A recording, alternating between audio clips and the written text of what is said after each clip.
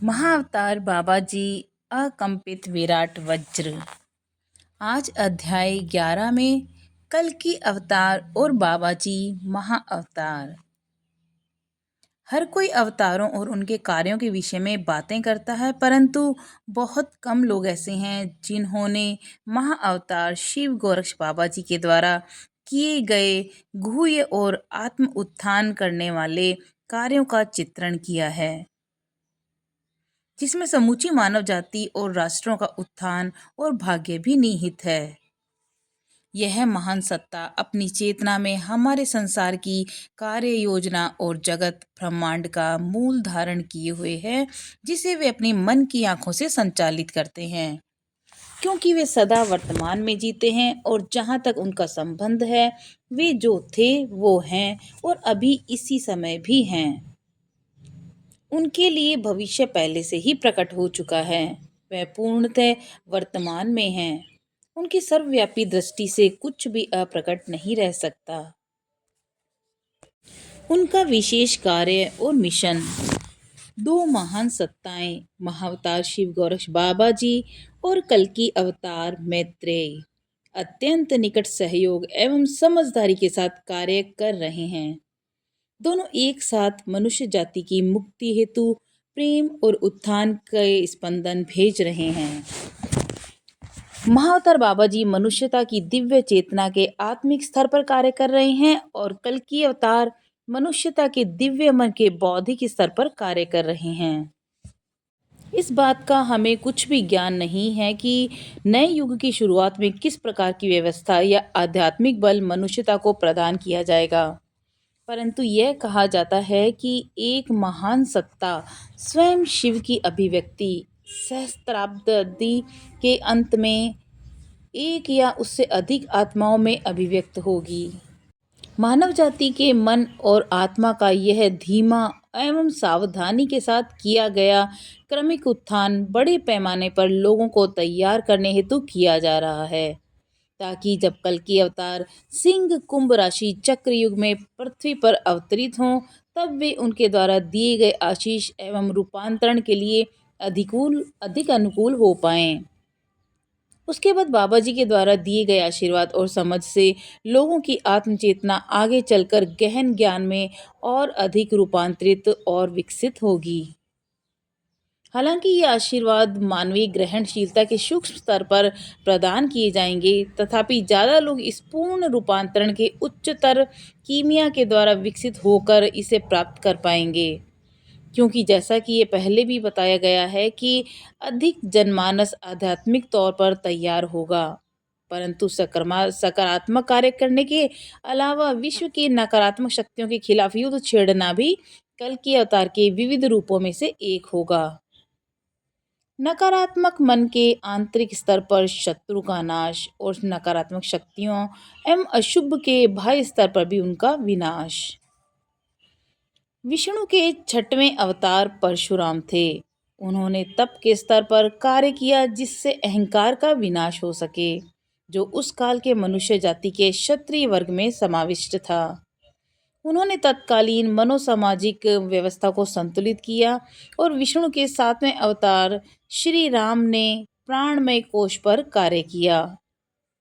विष्णु के 8वें अवतार भगवान कृष्ण ने मनोमय कोश या भक्ति पर कार्य किया, ताकि संतुलन, प्रेम एवं सामंजस्य घटित हो। उसके बाद 9वें अवतरण बुद्ध ने अपना कार्य विज्ञानमय कोश या मनुष्यता के मानसिक क्षेत्र पर किया। अब विष्णु के 10वें अवतार कल्कि मैत्रेय बौद्धिक या सहज बोध पर कार्य करते हैं और बाबा जी सदा ही आत्मावस्था, अकर्म, अमन में कार्य करते हैं। कल्कि सर्वप्रथम मन और बुद्धि की नकारात्मक शक्तियों पर कार्य करेंगे, जो कि मानवता के उत्थान में बाधक है। बाबा जी पूरे संसार चक्र के चारों ओर उपस्थित रहेंगे और वे सदा ही उन संतों और अवतारों का मार्गदर्शन करते रहेंगे जिन्होंने हर युग में मानवता की रक्षा की है। वे मन के परे की सत्ता, आत्म तत्व का प्रतिनिधित्व करते हैं और उनका कोई कार्य नहीं है। वे वह सत्ता है जो मनुष्य जाति के उत्थान की योजना को निर्देशित करती है। भगवान कृष्ण कहते हैं, परित्राणाय साधूनां विनाशाय च दुष्कृतां धर्म संस्थापनार्थाय संभवामि युगे युगे। श्रीमद् भगवद गीता। कल के अवतार के साथ बाबा जी का संबंध बहुत गहरा और बहुत पुरातन है। हम भारी स्तर पर इसकी तुलना गुरु और शिष्य के बीच के संबंध से कर सकते हैं। बाबा जी वे गुरु होंगे जो पृष्ठभूमि में रहते हुए कल की अवतार के आत्म उत्थान के कार्यों में सहयोग देंगे। किसी की सार्वभौम चेतना के आंतरिक क्षेत्रों में शिव गोरक्ष बाबा जी वे क्रिस्टोस हैं जो अपनी आत्मा को क्राइस्ट रूपी कल के अवतार की अभिव्यक्ति हेतु प्रतिबिंबित करते हैं।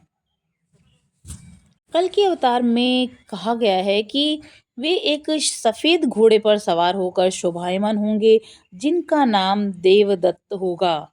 उन्होंने रत्नमारु नामक ज्ञान की तेजोमय तलवार धारण कर रखी होगी। शिव की वह तलवार जो कल्कि को उनके गुरुदेव परशुराम द्वारा प्राप्त हुई है, जिसे वे अज्ञान के बंधनों को छिन्न भिन्न कर डालेंगे। भविष्यवाणियों में यह कहा गया है कि 3 अश्वारोही होंगे और चौथे श्वेत अश्व पर कल्कि मैत्रेय सवार होंगे। उन्हें मानव जाति का मसीहा या रक्षक कहा जाता है।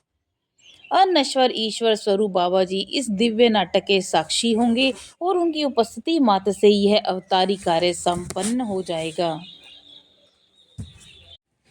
कल्कि के आगमन का काल धर्म को संतुलन में लाने हेतु चुना गया है और उन्हें सत्य के मार्ग पर लाने के लिए जो यह सोचते हैं कि अधर्म को पैदा करने से वे गुणों और धर्म में असंतुलन पैदा कर सकते हैं। जब धर्म के नियमों और प्रकृति की समयावस्था पर खतरा दिखाई पड़ने लगे और मनुष्यता को पुनः स्थापित करने की आवश्यकता आन पड़े, तब संसार की आंतरिक शासन प्रणाली इसे अपने ऊपर ले लेती है और उचित समय आने पर इस संतुलन को पुनः वापस ले आती है। सन 2012 में हमारे सूर्य जो ओरियन नक्षत्र की भुजा पर स्थित हैं, वृषभ नक्षत्र में कृत्तिका समूह में स्थित अपने समतुल्य द्विध्रुवीय ध्रुवीय तारे के साथ एक रेखा में आ गए थे। इनके एक रेखा में आने के बाद गुणों के संतुलन एवं पृथ्वी पर सत्य की स्थापना का कार्य प्रारंभ हो गया है। निश्चित ही सत्य कार्यों के लिए कुछ उथल पुथल भरी घटनाएं होना भी अवश्यंभावी है, जैसे पृथ्वी की धुरी का झुकाव, उसकी परतों का सरकना और गृह युद्ध जैसी परिस्थितियों का निर्माण। ये प्राकृतिक और कृत्रिम आपदाएं समूचे संसार का विनाश नहीं करेंगी, बल्कि इन सबसे पृथ्वी के और मनुष्यता के वे अंश ही नष्ट होंगे जो मनुष्य जाति के आध्यात्मिक उत्थान और प्रकृति के संतुलन के महान कार्य में बाधक होंगे।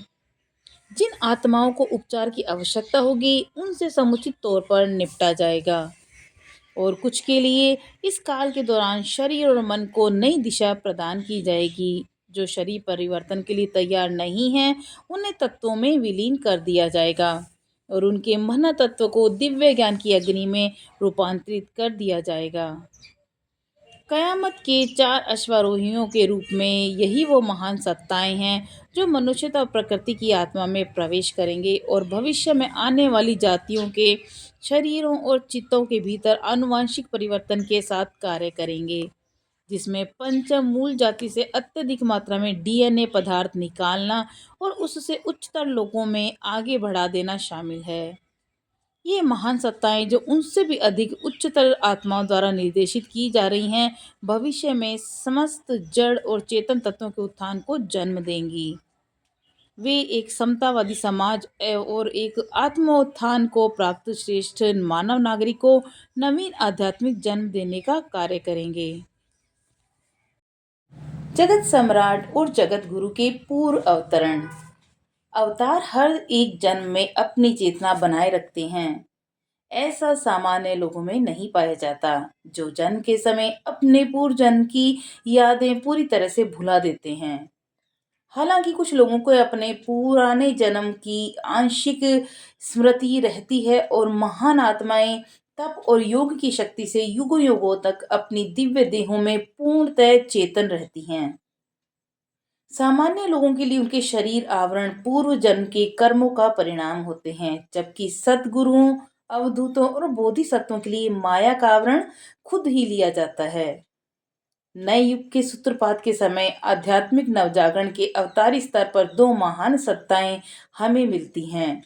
एक है सम्राट विक्रमादित्य, जो इक्ष्वाकु राम के सूर्य वंश से संबंधित हैं, और दूसरे हैं जगत गुरु नागार्जुन, जो यादव कृष्ण के चंद्र वंश से संबंधित हैं।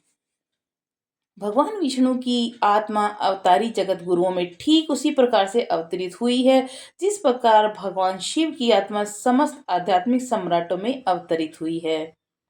भगवान शिव के महाअवतार शिव गोरक्ष बाबा जी हैं, जो समूचे अस्तित्व के लिए अपनी भूमिका निभाते हैं।